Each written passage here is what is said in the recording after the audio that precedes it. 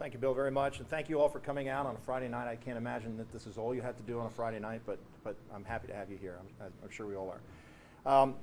These are amazing times, and they are, in my judgment, perilous times, and they require serious, coherent, and rational, and measured leadership and action. We're in a war that was ill-conceived, poorly executed, and really has no end in sight. We have a housing crisis that right now is the worst housing crisis this country has seen since the Depression. We have a healthcare system that is fundamentally broken. We have a transportation system, when I can attest to it tonight trying to get over here, that is broken. All the way the length of this district, from McLean out to Winchester and Frederick County. And finally, we have a veterans healthcare system which is, frankly, offensive. As a veteran who had to apply for veterans benefits, I can tell you it's badly broken also.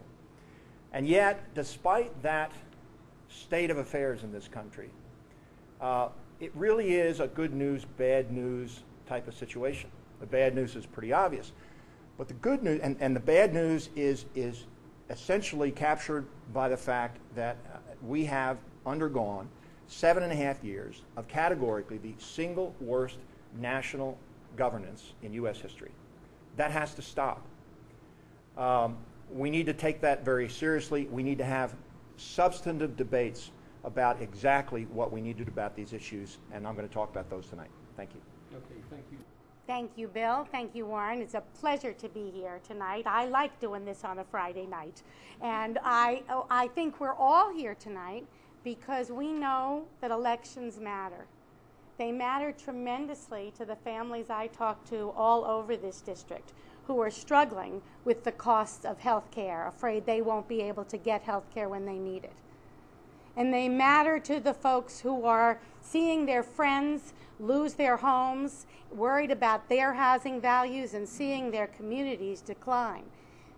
And they matter to all of us as we see our beautiful communities experiencing development that is destroying our beautiful green space, overcrowding our schools and our roads.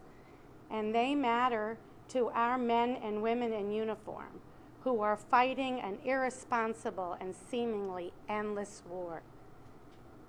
Now, we all know Frank Wolf, and no matter what people think about Frank Wolf and his 27 years of service, I think that people here know that we need a change of leadership. The primary concern of people in this district is change, fundamental change, and we don't expect Frank Wolf to bring it after 27 years. I've spent 30 years fighting for affordable health care, training civilian and military leaders to solve problems and bring results. I'm running for Congress to bring change, and I look forward to hearing your issues here tonight.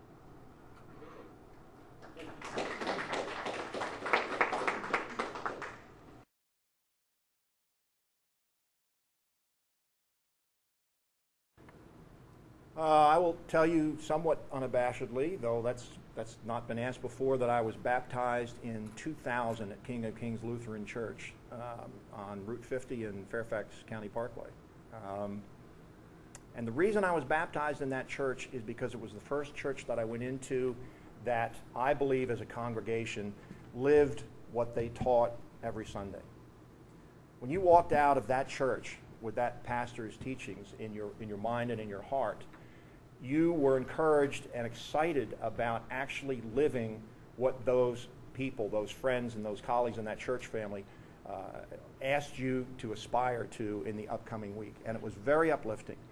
It is a standard of how you live your life. It's a standard, most importantly, and this occurs to me every time I go down to Prince William for a function and I see what's going on with undocumented aliens and immigration in Prince William County. You can live your life based on hate, and you can live your life based on love. My faith grounds me in fundamental principles of decency and fairness and compassion for every single human being you come in contact with every day.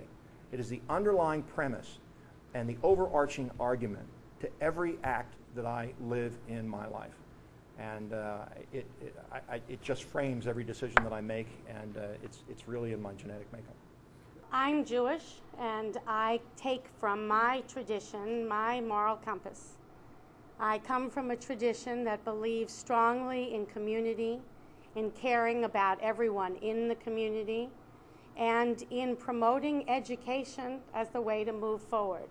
It is also a religion of hope. A few weeks ago, I celebrated Passover with my family at a Seder, where we every year relive the exodus of the Jews from Egypt.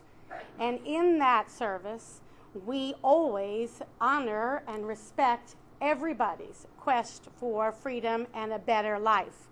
And every year, we tell the story of the Exodus in order to remember what it means to go from slavery to freedom, and promote that for people everywhere, along with the commitment to a better life for everyone.